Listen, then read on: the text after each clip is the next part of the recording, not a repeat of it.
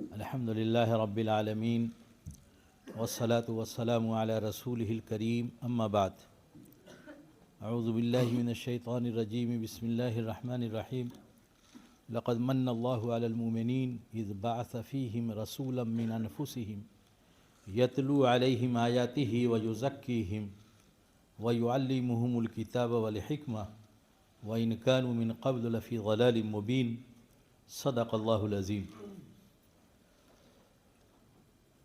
حضرات علماء کرام، صدر محترم جناب پروفیسر سید نعمان صاحب، دانشوران اور زندگی کے مختلف معاملات میں سرگرم سامعین حضرات، میرے لیے سعادت اور خوش قسمتی کی بات ہے کہ شاہجہاں پور کی اس تاریخی سرزمین پر آپ حضرات نے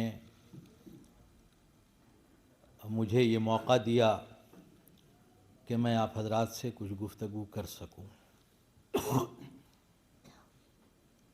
ہمارے ناظم جلسہ نے پروفیسر غلام اشرف قادری صاحب نے بہت سی باتیں میرے بارے میں آپ کو بتائی ہیں۔ ان باتوں کے بارے میں صرف یہ کہہ سکتا ہوں کہ ان حضرات کا حسن ظن ہے، ان حضرات کی محبت ہے۔ محبت کی آنکھ کچھ اور ہوتی ہے۔ تو ان حضرات نے محبت سے میرا تعارف کرایا۔ آپ حضرات کو یہ دعا کرنی چاہیے کہ جس حسن ظن کا ان حضرات نے آپ کے سامنے اعلان کیا ہے، اللہ تعالیٰ اس پہ ہمیں پورا اترنے کی توفیق عطا فرماتے ہیں۔ خطابت کے سلسلے میں بھی بات آ رہی تھی، فصاحت کے سلسلے میں بھی بات آ رہی تھی، اور بلاغت کی بھی باتیں آئیں۔ اصل میں ہے کیا کہ گفتگو کرتے وقت مجمع جو سامنے ہوتا ہے وہ یہ طے کراتا ہے کہ گفتگو جوش خطابت کے ساتھ ہونی ہے یا علمی مذاکرہ کے انداز میں ہونی ہے۔ اب ظاہر ہے کہ آپ حضرات پڑھے لکھے باشعور اپنے اپنے فن کے ماہرین جہاں بیٹھے ہوئے ہوں، وہاں جوش خطابت کا تو کوئی موقع ہی نہیں ہوتا۔ وہاں تو یہ ہے کہ اپنی معلومات جو ہیں ان کو پیش کر دیا جائے، اور اگر کہیں پر پیش کرنے میں کوئی کمی رہ گئی ہے، کوتاہی رہ گئی ہے، تو پھر آپ حضرات سوالات بھی کریں اور ان کے جوابات کی بھی کوشش کی جائے۔ علمی مجلسوں کا انداز ایسے ہی رہتا ہے۔ میں نے قرآن کریم کی ایک آیت پڑھی ہے۔ اس آیت میں اللہ تعالیٰ نے اپنے اس احسان کا ذکر کیا ہے جو اللہ نے بندوں پہ کیا۔ فرمایا کہ اللہ نے احسان کیا ایمان والوں پر، اذ بعث فیہم رسولا من انفسہم، کہ انہی میں سے رسول بھیجا۔ یہ رسول کیا کام کرتے ہیں؟ یہ پورا سلیبس ہے۔ ہمارے ناظم جلسہ ابھی کہہ رہے تھے نا، اس آیت میں پورا سلیبس بیان کر دیا ہے اللہ نے کہ ہمارا تعلیمی نصاب کیا ہوگا، اور اس تعلیمی نصاب کی ترتیب کیا ہوگی۔ ہم لوگ قرآن کریم کو تلاوت کرتے ہیں، سمجھنے کی کوشش نہیں کرتے۔ تو اللہ تعالیٰ نے اس چھوٹی سی آیت کے ایک ٹکڑے میں پورا تعلیمی نصاب اور اس نصاب کی ترتیب کیا ہوگی دونوں بیان کیا ہے۔ تو فرمایا پہلا کام کیا دیا گیا نبی کو؟ یتلو علیہم آیاتی، وہ قرآن کریم کی آیات کی تلاوت کرتے ہیں، اور تلاوت کے ساتھ معاً ایک اور لفظ کو جوڑا اللہ نے، وَيُزَكِّيهِمْ، مورل ویلیوز کو ڈیولپ کرتے ہیں، اخلاقی اقدار کو پروان چڑھاتے ہیں۔ وَيُزَكِّيهِمْ، وَيُعَلِّمُهُمُ الْكِتَابَ وَالْحِکْمَةَ، اور کتاب اور حکمت کی تعلیم دیتے ہیں۔ یہ ہے ترتیب تعلیم کی۔ کیا ترتیب ہے؟ تلاوت کتاب، تلاوت کتاب کے ساتھ تہذیب اخلاق، مورل ویلیوز کو ڈیولپ کرنا، یہ بالکل ساتھ ساتھ ہے۔ اور اس کے بعد تعلیم کتاب اور حکمت۔ اور یہی بات حضرت ابراہیم علیہ السلام نے اللہ تعالیٰ سے دعا فرمائی کہ اللہ ہماری ذریت میں بھیج، ربنا وبعث فیہم رسولا منہم یتلو علیہم آیاتی ویعلمہم الکتاب ویزکیہم۔ غور کیجئے، حضرت ابراہیم دعا کیا کر رہے ہیں؟ ربنا وبعث فیہم رسولا منہم، ان میں سے ایک رسول بھیج۔ کیا کریں گے یہ؟ یتلو علیہم، آپ کی کتاب کی تلاوت کریں گے۔ وَيُعَلِّمُهُمُ الْكِتَابَ وَالْحِکْمَةَ، اور تعلیم کتاب و حکمت دیں گے۔ وَيُزَکِّیہم، اور تزکیہ کریں گے، مورل ویلیوز پیدا کریں گے۔ لیکن اللہ نے حضرت ابراہیم کی اس دعا کو قبول کیا تو ترتیب بدل دی۔ حضرت ابراہیم کی دعا میں کیا ہے؟ تلاوت کتاب کے مان بعد تعلیم کتاب و حکمت ہے، اور تزکیہ بعد میں ہے۔ جو لوگ حافظ ہیں وہ اس آیت کو سمجھ سکتے ہیں۔ حضرت ابراہیم کی دعا کی ترتیب کیا ہے؟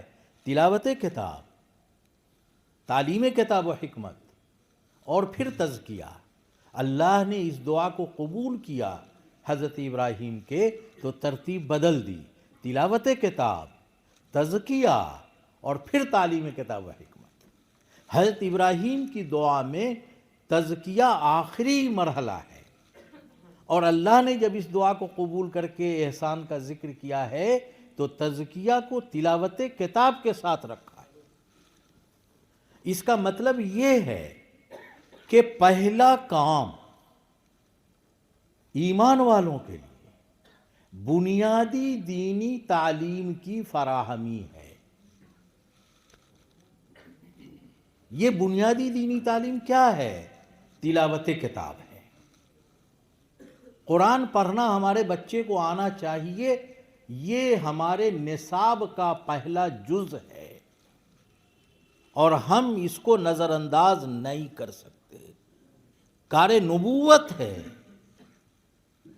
تلاوت کتاب ہماری ذمہ داری ہے، اور اس تلاوت کتاب کے ساتھ اخلاقی اقدار کو پیدا کرنا اور تہذیب نفس، تصوف کی اصطلاح میں تزکیہ کہہ لیجئے، قرآن کی اصطلاح میں تزکیہ کہیے، یہ ساتھ ساتھ چلیں گے۔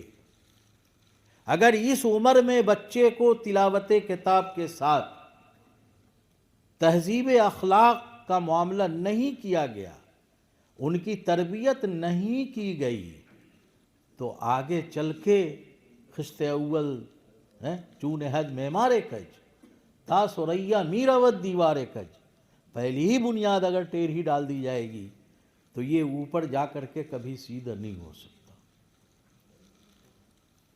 تو نصاب کی ترتیب ہمارے یہ ہے کہ ہم تلاوت کتاب کریں گے اور تربیت بھی دیں گے بچے کو، اس کے بعد تعلیم کتاب دیں گے۔ قرآن کریم الکتاب، الکتاب مولانا عبد الماجد دریابادی نے لکھا ہے کہ عربی میں جو الکتاب ہے اس کا ترجمہ ہم اردو میں نہیں کر سکتے، ہم ترجمہ نہیں کر سکتے۔ الکتاب بہت جامع لفظ، اور اس کے بعد حکمت۔ حکمت کا مطلب کیا ہے؟ الحکمت غالۃ المومن، جہاں سے مل جائے حکمت کی بات لے لی جائے۔ اس کا مطلب ہے کہ کہیں سے بھی کچھ لیا جا سکتا ہے، لیکن یہ ہمارے نصاب کی ترتیب میں چوتھے نمبر پر جائے گا۔ ٹھیک ہے؟ ایچ پیچ نہیں ہے، سیدھی سیدھی بات ہے یہ، ہاں، لیکن غور کرنے کی بات ہے۔ میں نے کہا پہلے ہی کہ تقریر نہیں ہے، یہ مذاکرہ ہے آپ کے ساتھ۔ میں جو محسوس کرتا ہوں، میرا جو مطالعہ ہے وہ یہ کہ یہ آیت ہمارے نصاب، ہماری ترجیحات، ہمارے کام کے طریقے سب کو بتا۔ اب یہ مسئلہ بہرکیف بعد کے دور کی پیداوار ہے کہ علم کو تقسیم کیا گیا دین اور دنیا کی طرح۔ علم دین اور دنیا کی تقسیم ہے، کرتے ہیں۔ اللہ کے رسول صلی اللہ علیہ وسلم نے دین دنیا کی تقسیم نہیں کی۔ آپ نے فرمایا رب زدنی علما نافعا، اے اللہ ہمارے علم نافع میں اضافہ فرما۔ اللہ کے رسول صلی اللہ تعالی علیہ وسلم نے دعا فرمائی اللہم انی اعوذ بک من علم لا ینفع، اے اللہ میں ایسے علم سے تیری پناہ چاہتا ہوں جو ہمارے لیے نفع بخش نہ ثابت ہو۔ اللہم انی اسألک علما نافعا، اے اللہ میں آپ سے علم نافع کا سوال کرتا ہوں۔ تو تقسیم علم دین اور دنیا کی چاہے آپ نہ مانیں، لیکن اللہ کے رسول صلی اللہ تعالی علیہ وسلم کی جو تقسیم ہے اور جو دعائیں حدیث میں مذکور ہیں ان کو تو ماننا پڑے گا نا۔ تو علم کی تقسیم دین دنیا کیجئے کہ نہ کیجئے، علم نافع اور علم غیر نافع، یہ تقسیم حدیث سے ثابت ہے اور اس کو باہر کیف ہمیں ماننا ہے، اس لیے کہ اللہ کے رسول صلی اللہ علیہ وسلم کی دعا ہے۔ اللہ کے رسول صلی اللہ علیہ وسلم نے اس کو عملاً برت کے دکھایا۔ آپ حضرات سب ماشاءاللہ ہم سے زیادہ پڑھے لکھے ہیں، مطالعہ ہے آپ کا۔ بدر میں جو قیدی آئے تھے ان کا جو فدیہ مقرر ہوا تھا، آپ کے علم میں ہوگا کہ جن لوگوں کو کچھ دینے انہیں کا معاملہ نہیں تھا تو آقا صلی اللہ علیہ وسلم نے یہ فرمایا کہ کچھ لکھنا پڑھنا سکھا دو ہمارے لوگوں کو، یہی تمہارا فدیہ ہوگا۔ تو مشہور واقعہ ہے نا۔ سوال یہ ہے کہ علم دین جس کو کہتے ہیں اس کے مرکز اور محور تو آقا صلی اللہ علیہ وسلم خود موجود ہیں۔ یہ کون سا علم سکھانا چاہتے ہیں ان سے جو کفار آئے ہیں قید ہو کر کے؟ ظاہر ہے وہ علم دین سے الگ کوئی چیز ہے، ہمیں ماننا پڑے گا، اس لیے کہ آقا صلی اللہ علیہ وسلم تو محبت وحی ہیں، مرکز علم ہیں۔ تو کوئی دوسری چیز ہے جس کو آقا صلی اللہ علیہ وسلم ان سے سکھانا چاہتے ہیں۔ تو پتہ چلا کہ علم حاصل کرنے کے لیے ایمان کی قید نہیں ہے، کسی سے بھی علم حاصل کیا جا سکتا ہے۔ بدر کے قیدی ظاہر ہے کہ ایمان والے نہیں تھے، اور بدر کے قیدی جو سکھا رہے ہیں وہ بھی دین جس کو ہم کہتے ہیں اس کا حصہ نہیں ہے۔ تو ثابت یہ ہوا کہ دوسرے علوم جو نفع بخش ہیں ان کو سیکھنا چاہیے اور ان سے دوری نہیں بنانی چاہیے۔ اسی لیے اقرأ بسم ربک الذی خلق میں پوری سورہ پڑھ جائیے، کیا پڑھا جائے اس کا تذکرہ نہیں ہے، مقروء کا تذکرہ نہیں ہے، اقرأ ہے، لیکن ایک بڑی قید لگائی ہے بسم ربک کی، یہ پڑھیے لیکن رب سے آپ کا رشتہ نہ ٹوٹے۔ ڈاکٹر بنیے لیکن رب سے رشتہ نہ ٹوٹے، انجینئر بنیے رب سے رشتہ نہ ٹوٹے، سیاستداں ہوں، لیڈر ہوں، قائد ہوں، رب سے آپ کا رشتہ نہ ٹوٹے، تب وہ علم نافع ہے۔ اور رب سے اگر رشتہ ٹوٹ گیا تو وہ علم نافع نہیں ہے۔ خوب اچھی طرح سمجھیں۔ مستشرقین یورپ نے کتنا علمی کام کیا ہے اسلام پر، حدیث پہ، قرآن پہ، لیکن وہ ان کے لیے نفع بخش نہیں ہے تو فائدہ نہیں ہوا ان کو۔ ہمارے پاس تو پڑھنے کے لیے وقت نہیں ہے، اتنا کام انہوں نے کیا ہے۔ تو پتہ چلا کہ صرف قرآن حدیث پر کام کرنا یہ بڑا نہیں ہے، قرآن حدیث پر کام کیا جائے پورے عقیدے کے ساتھ، ایمان کے ساتھ، تب وہ نفع بخش ہے۔ ایمان کے بغیر تحقیقات جو ہو رہی ہیں وہ نفع بخش نہیں۔ تو علم نافع اور علم غیر نافع اس کی تقسیم شریعت نے کی ہے، اور اللہ کے رسول صلی اللہ علیہ وسلم کی دعا میں ثابت ہے۔ اب علم نافع کے دو حصے ہیں۔ ایک حصہ وہ علم ہے جس کا فائدہ، جس کا نفع اس علم نافع کا اس دنیا میں بھی ملنا ہے اور آخرت میں بھی ملنا ہے، اور علم نافع کا ایک حصہ وہ ہے جس کا نفع اس دنیا میں ملنا ہے۔ سمجھیے اس کو،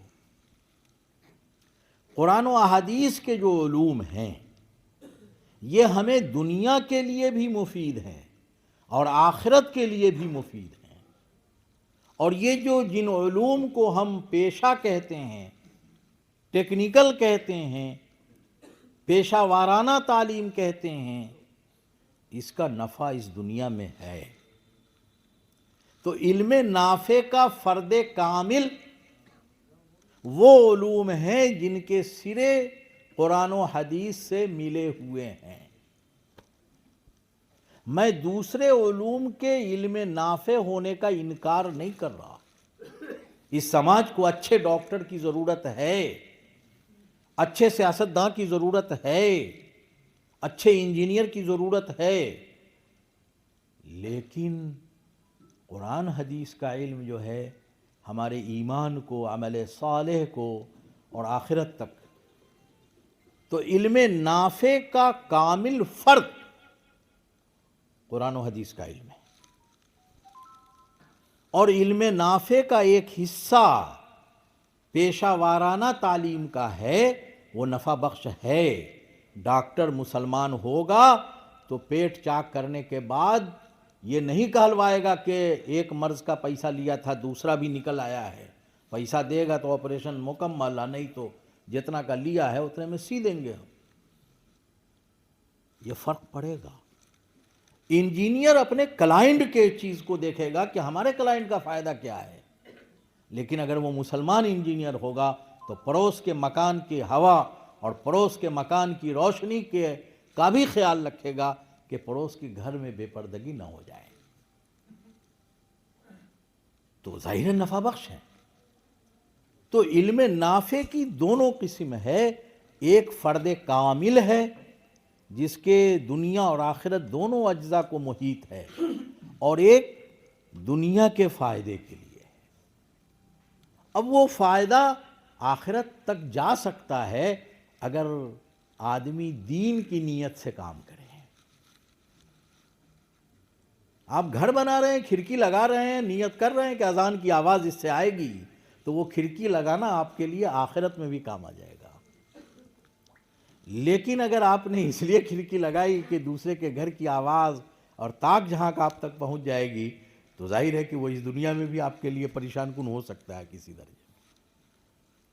تو میرے بھائی، یہ علم نافع اور غیر نافع کا معاملہ ہے۔ علم دین اور دنیا پر جتنی بحث آپ کر لیجئے۔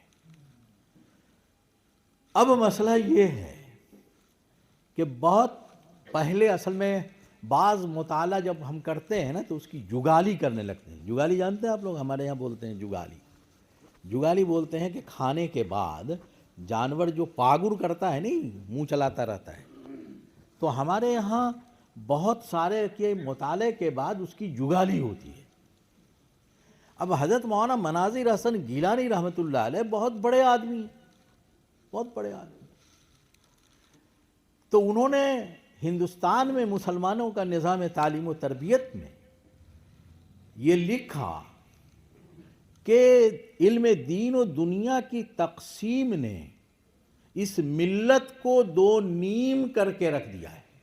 یہ بینی جملہ ہے، پروفیسر آزاد کوٹیشن نقل کرتے ہیں نا، تو یہ کوٹیشن ہے. انہوں نے لکھا کہ علم ایک اکائی ہے اور علم دین و دنیا کی تقسیم کر کے ملت کو دو نیم کر کے رکھ دیا گیا ہے، دو حصوں میں بانٹ کے رکھ دیا گیا ہے. یہ مولانا صاحب ہیں، یہ عالم صاحب ہیں، یہ محدث صاحب ہیں، یہ پیر صاحب ہیں، اور یہ دانشور صاحب ہیں. علماء اور دانشور کی جو اصطلاح ہمارے یہاں پیرل چل رہی ہے وہ اسی بنیاد پر چل رہی ہے. تو مولانا گیلانی نے یہ بات لکھی، اور ہمارا آج کا دانشور طبقہ بھی کہتا ہے زہراوی نے یہ کیا، خوارزمی نے یہ کیا، علم ہند سا فلاں نے مسلمان نے ایجاد کیا، فلاں شیخ نے یہ کام کر دیا. ٹھیک ہے، لیکن آپ یہ بتائیے کہ کیا علوم کے اتنے شعبے خوارزمی کے زمانے میں تھے، زہراوی کے زمانے میں تھے؟ علم کے اتنے شعبے نہیں تھے، اس لیے وہ اکائی بن کر کے کام ہوتا تھا. سر سید کی تفسیر بھی ہے قرآن کریم پر، اور سر سید کے عصری تعلیم کے لیے رجحانات اور پورا ادارہ آپ جانتے ہیں کتنا بڑا کام. اکائی تھی، اس کے بعد تقسیم ہوئی، تقسیم ہو گئی. اب صورتحال یہ ہے کہ اس تقسیم کو ہم یہ کہتے ہیں کہ یہ دین دنیا کی تقسیم نہیں ہے، یہ انتظامی تقسیم ہے. خوب سمجھیے، انتظامی تقسیم ہے. آپ نے کسی میڈیکل کالج سے اگر کوئی کہے کہ انجینئر کیوں نہیں نکل رہا، تو آپ کہیے گا کہ بریلی قریب ہی میں ہے، علاج کراؤ دماغ کا.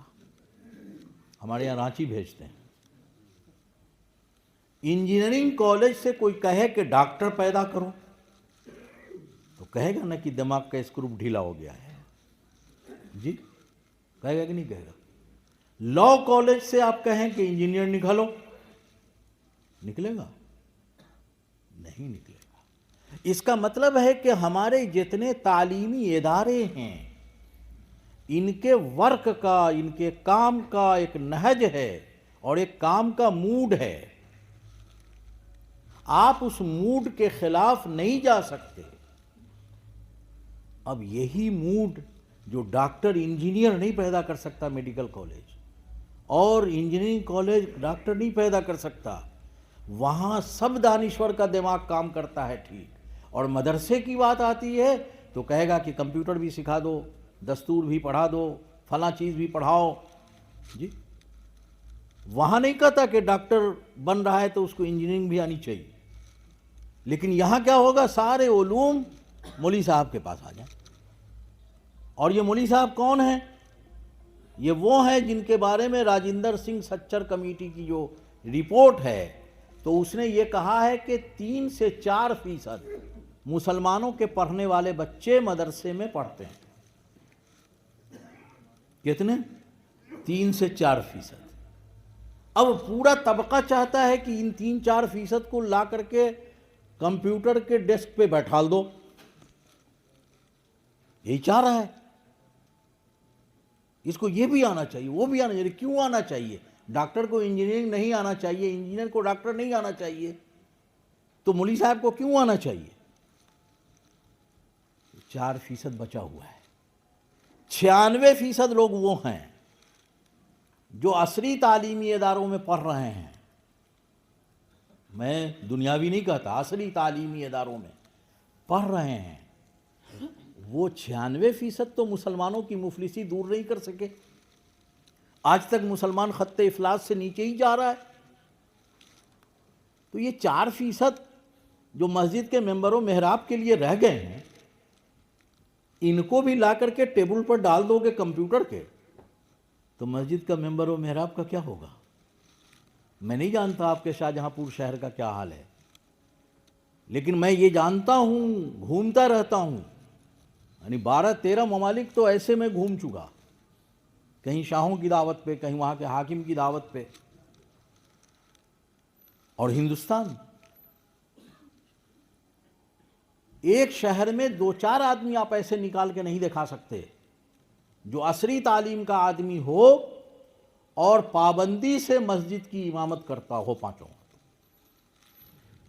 پورے شہر میں 1-2 آدمی نہیں ملے گا۔ تو یہ 4% جو ہے، اس 4% کو بھی لے جا کے وہاں بیٹھال دو گے تو مسجد کے ممبر محراب کو کون سنبھالے گا؟ اور 96% جب مسلمانوں کی مفلسی کو دور نہیں کر سکا تو یہ 4% کیا بھاڑ پھوڑ لے گا؟ اس کو سمجھیے آپ، یہ انتظامی معاملہ ہے۔ مدرسے کی تعلیم کا ایک موڈ ہے، اس موڈ کو چینج جس نے کیا تو مدرسے کی تعلیم غیر نفع بخش ہو گئی۔ ہندوستان میں سب سے پہلا تجربہ مدرسہ عالیہ کلکتہ نے کیا اس کا۔ بڑے بڑے علماء، مولانا سید اکبر آبادی جیسے لوگ اور کتنے بڑے بڑے لوگ وہاں پروفیسر ہوئے۔ آج وہ مدرسہ عالیہ یونیورسٹی ہے۔ ختم ہو گیا، مدرسہ ختم ہو گیا۔ ہم نے بہار مدرسہ بورڈ کا تجربہ کیا اپنے یہاں، تو نہ عالم تیار ہوتا ہے نہ ڈاکٹر تیار ہو پاتا ہے۔ ہم نے سارے علوم عصری شامل کیے اپنے نصاب میں، وہاں بورڈ کے مدرسے میں سرکاری، اور دینی جتنے علوم ہیں ان کو بھی شامل رکھا، حدیث، قرآن، تفسیر، فلاں۔ اب نتیجہ ہوا کہ نہ ادھر کا نکلتا ہے نہ ادھر کا نکلتا ہے۔ کتنا لوڈ بڑھ گیا اس کے اوپر، کیا بنے گا؟ تو جو تجربات ہوئے ہیں وہ تجربات خلط ملط کرنے کے تجربات ناکام ہو چکے ہیں تاریخی طور پر۔ اس لیے ان مدارس کو، علامہ اقبال کا کوٹیشن ہے کہ ان مدارس کو انہی حالات میں رہنے دو۔ میں اسپین اور اندلس دیکھ کر کے آیا ہوں، مدارس کے وجود کے ختم ہونے کا جو نتیجہ ہوا، اندلس سے مسلمانوں کی حکومت ختم ہو گئی۔ تو یہ معاملہ ہے۔ لیکن کیا مدارس میں نصابی اصلاح کی ضرورت نہیں ہے؟ یہ ہے اصل ایک جملے کا معاملہ کہ معاصر دینی تعلیم جو ہماری ہے اس میں عصر حاضر کے تقاضوں کو اسے ہم آہنگ کس طرح کر سکتے ہیں، یہ موضوع ہے اور بہت اہم موضوع ہے۔ تو چند باتیں یاد رکھ لیجیے۔ پہلے زمانے میں ہم لوگ کانڈے کے قلم سے لکھتے تھے نا، کانڈے کا قلم، کریڑی کا قلم ہوتا تھا، چاول کی روشنائی ہوتی تھی، ہم نے خود لکھا ہے تختی پہ۔ لیکن آج تختی کہیں دکھائی دے رہی ہے کیا؟ کہیں؟ کانڈے کا قلم جو ہے روشنائی والے نیب والے پین میں چینج ہوا دوسرے دور میں، تو ہم لوگوں نے روشنائی کا استعمال شروع کیا۔ قلم روشنائی والا، نیب والا آتا تھا، ہم لوگوں نے لکھا۔ اس کے بعد لیڈ والا پین آ گیا، تو اس میں بھی لیڈ بدلنے کا سسٹم ہوتا تھا، بدلتے تھے، آج بھی کہیں کہیں بدلتے ہیں۔ لیکن اب یوز اینڈ تھرو آ گیا، استعمال کرو اور پھینکو، ختم۔ تو اب اگر ہم کہیں کہ کانڈے کے قلم سے آج لکھو تو یہ صحیح نہیں ہے، یہ صحیح۔ آج کا جو لکھنے کا سسٹم ہے اسے ہمیں فالو کرنا ہوگا۔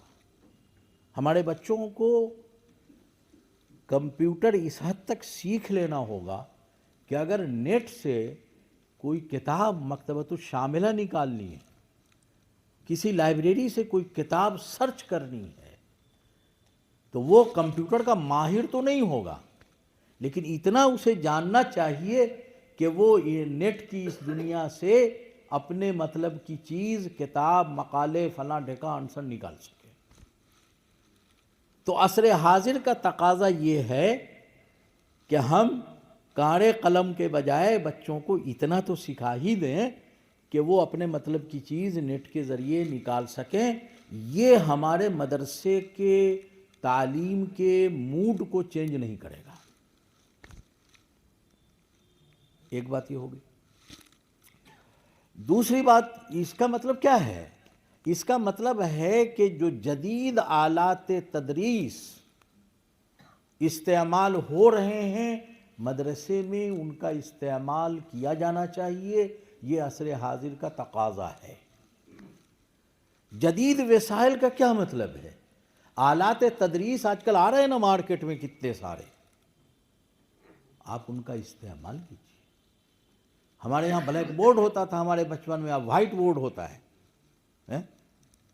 بورڈ کا استعمال کرنا غیر شرعی کچھ تھوڑی نہ ہے، مدرسے میں کرنا چاہیے۔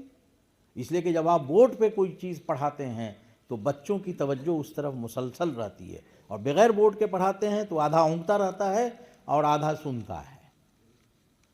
تو آلات وسائل، حضور صلی اللہ علیہ وسلم نے کیا بتایا کہ یتیم اور میں ہاتین، دو انگلیوں کی طرح ایسے رہیں گے۔ تو آقا صلی اللہ علیہ وسلم نے اس وسیلے کا استعمال اس وقت کیا کہ نہیں کیا؟ تو وسیلے کے طور پر، ذریعے کے طور پر جو ڈیولپ ہوا ہے، ہم مدرسے کی تدریس میں اس کو فالو کریں گے۔ ہمارے یہاں قاری باسط نہیں ہیں تو قاری باسط کا ویڈیو، قاری باسط کا آڈیو لڑکوں کو سنائیں گے کہ دیکھو قرآن اس طرح پڑھو۔ یہ طریقہ ہے، یہ موڈ چینج کرنا نہیں ہے، یہ جو طریقہ رائج ہے تدریس کا، اس کو برتنے کا طریقہ ہے۔ تو اس کو کرنا چاہیے مدرسہ چاہے جس کا ہو۔ دوسرا معاملہ یہ ہے کہ 3 مراحل ہیں تعلیم کے۔ ابتدائی مراحل میں بنیادی دینی تعلیم کو مضبوطی سے راسخ کرنا چاہیے ان کے قلب میں، اور سب آدمی کہتا ہے کہ مدرسے میں عصری علوم داخل کیجیے، اب کوئی نہیں کنوینٹ والے کو کہتا ہے کہ دینیات پڑھائیے، کہتا ہے۔ ایک جملہ یاد کر لیجئے گا کہ اگر ہم نے عصری تعلیم نہیں حاصل کیا تو ہماری معاش کمزور ہو جائے گی، اس کا امکان ہے۔ خوب سمجھ لیجیے، ہم نے اگر عصری تعلیم نہیں حاصل کی تو ہماری معاش کمزور ہو جائے گی، اس کا امکان ہے۔ اس لیے کہ روٹی تو اللہ دیتا ہے، ہمارا یقین ہے۔ لیکن عصری تعلیمی اداروں میں، کنوینٹ میں، کوچنگ میں اگر بنیادی دینی تعلیم کا نظم نہیں کیا گیا تو ہماری نئی نسل کی آخرت تباہ ہو جانا یقینی ہے۔ وہاں امکان ہے اور یہاں یقین ہے یہ بچے مذہب بیزار ہو جائیں گے۔ اس لیے عصری تعلیمی اداروں میں بھی بنیادی دینی تعلیم کا نظم کیا جانا چاہیے، اور دکھاوے کے لیے نہیں کرنا چاہیے۔ 200 بچہ مسلمان کا پڑھتا ہے تو ایک استاد کو رکھ دیا کہ ہاں قرآن پڑھا رہا ہے، کلمہ پڑھا رہا ہے، خاک پڑھا رہا ہے، اس کا اپنا کلمہ تو ٹھیک ہے نہیں ہے جس کو رکھا ہے۔ تو جو ابتدائی مراحل ہیں اس میں دونوں طرف یہ کام کرنا ہے۔ مدرسے میں ابتدائی عصری علوم، اب ظاہر ہے کہ اس کو حساب تھوڑا جاننا چاہیے، نہیں جانے گا تو حصہ ترکہ کیسے نکالے گا؟ ارے وراثت کی تقسیم کیسے کرے گا؟ جاننا چاہیے نا حساب۔ اور میں اس کی بھی سفارش کرتا ہوں کہ ہمارے نصاب میں جدید جو حساب ہے اس کو شامل کرنا چاہیے، تاکہ ہمارا جو پرانا طریقہ تقسیم ترکہ کا ہے کہ ہم عدد میں کسر نہیں ہونے دیں، اور اس کے لیے تصحیح ہو رہی ہے، رد ہو رہا ہے تو یہ ہو رہا ہے تو وہ ہو رہا ہے، اور عدد بڑھتا جا رہا ہے۔ جدید علم حساب میں عدد کو کم کرنے کی بات کی جاتی ہے، اور ہمارے یہاں عدد کو بڑھانے کی بات کی جا رہی ہے، تصحیح ہو رہا ہے، یہ ہو رہا ہے۔ تو میرے بھائی اس کو بھی سمجھنا چاہیے کہ یہ جو جدید طریقہ حساب ہے ہمارے مدرسے کو جاننا چاہیے، کیونکہ ترکہ تو ہمارے دین کا حصہ ہے اور لازمی حصہ ہے۔ ٹھیک ہے، تو میں اس پر بات کر رہا کہ معاصر دینی تعلیم کو عصری تقاضے سے ہم آہنگ کرنے کے لیے ہمیں کیا کرنا ہے۔ تو ایک تو طریقہ کار جو ہے، طریقہ تدریس میں جو آلات ہیں، وسائل ہیں، ان کا استعمال کرنا ہے، وہ گناہ کا کام نہیں ہے۔ اور دوسرا کام یہ کرنا ہے کہ جو علم نافع ہماری دینی ضرورت بن گئے ہیں، جیسے حساب ترکہ کی تقسیم کے لیے، اسے جاننا چاہیے۔ ہندی ہمیں بھر کے کچھ نہ کچھ آنی چاہیے۔ اس معاملے میں بہت سارے لوگ کہتے ہیں کہ مولوی لوگ کو تو ریزرویشن کا فارم بھرنا نہیں آتا ہے۔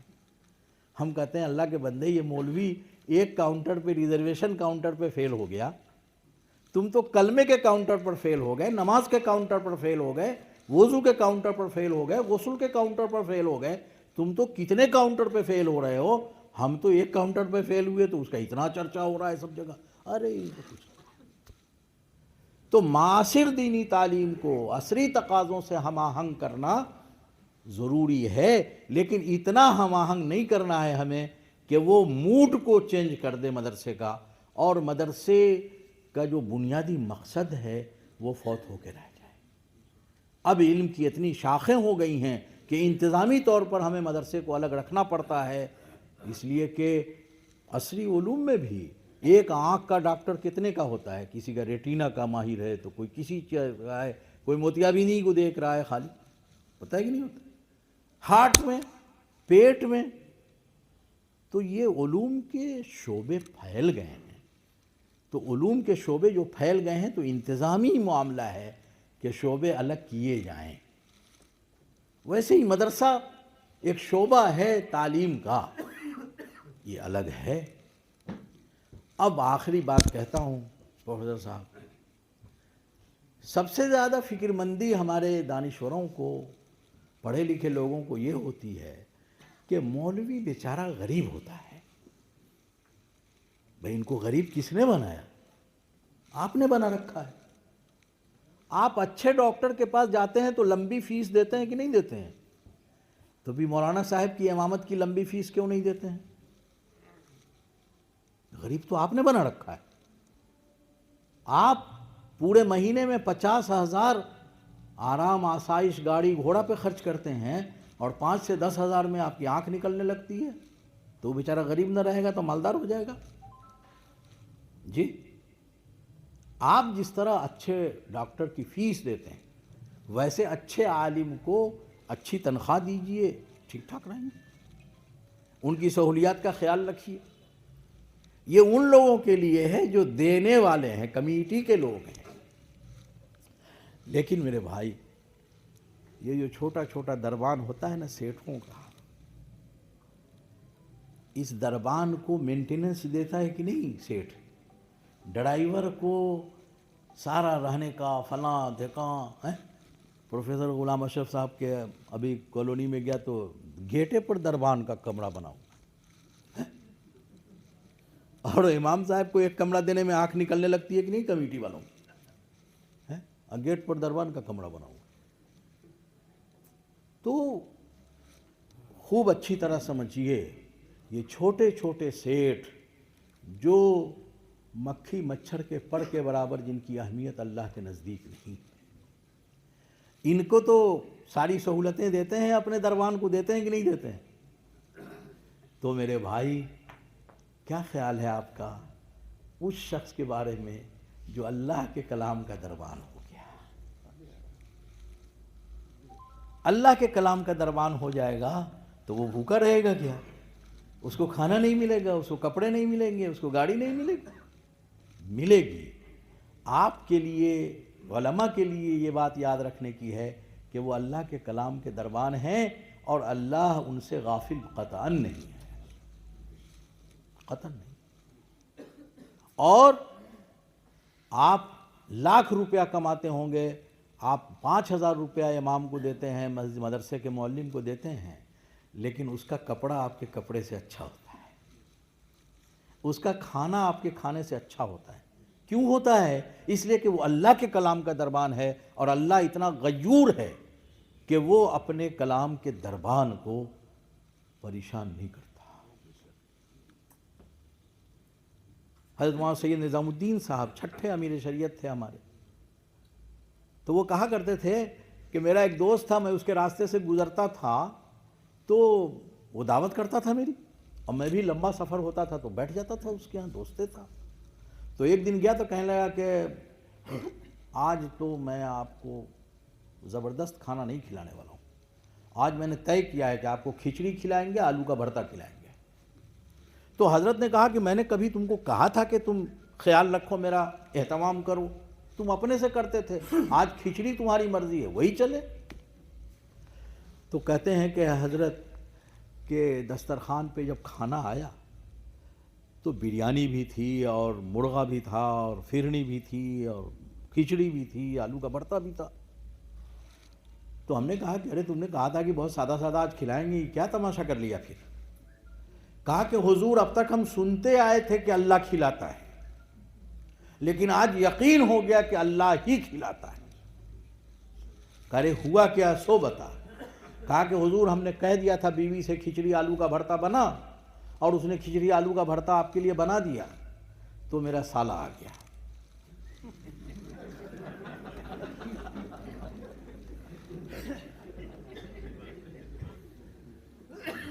تو سالے آ گیا تو بیوی نے کہا کہ بھیا بغیر مرغا کے کیسے کھائیں گے؟